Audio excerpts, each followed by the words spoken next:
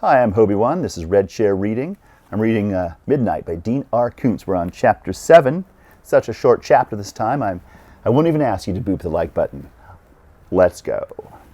After she checked in, Tessa Jane Lockland stood for a long time at the big window in her room at the Cove Lodge, with no lights on. She stared out at the vast, dark Pacific, and down at the beach from which her sister Janice supposedly had ventured forth on a grimly determined mission of self-destruction. The official story was that Janice had gone to the shore alone at night, in a state of acute depression.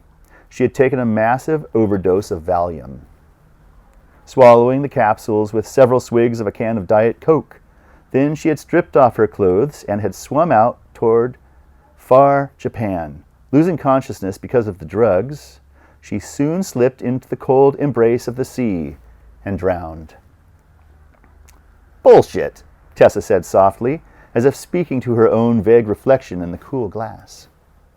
Janice Lockland Capshaw had been a hopeful person, unfailingly optimistic, a trait so common in members of the Lockland clan as to be genetic. Not once in her life had Janice sat in a corner, feeling sorry for herself. If she had tried it, within seconds she would have begun laughing at the foolishness of self-pity, and would have gotten up and gone to a movie. I don't know about you, but I love going to movies.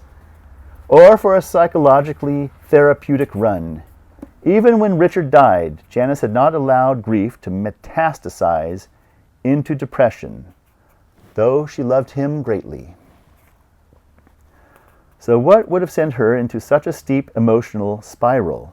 Contemplating the story the police wanted her to believe, Tessa was driven to sarcasm.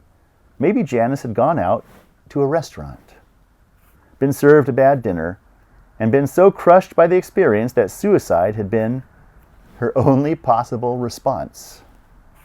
Yeah, or maybe her television went on the blink, and she missed her favorite soap opera, or which plunged her into irreversible despair. Sure, those scenarios were about as plausible as the nonsense that the Moonlight Cove police and coroner had put in their reports.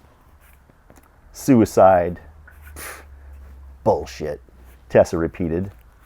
From the window of her motel room, she could see only a narrow band of the beach below, where it met the churning surf. The sand was dimly revealed in the wintry light of a newly risen quarter moon, a pale ribbon curving southwest and northwest around the cove.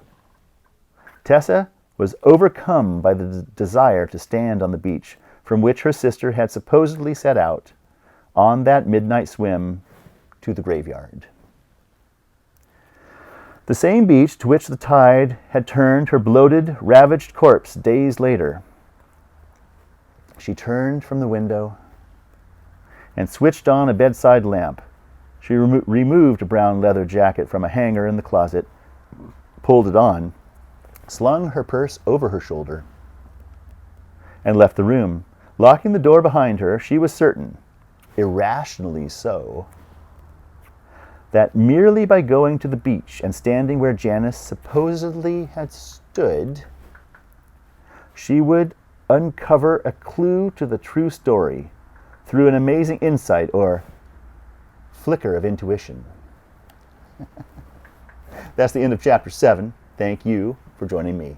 I'll catch you again in Chapter 8. Bye.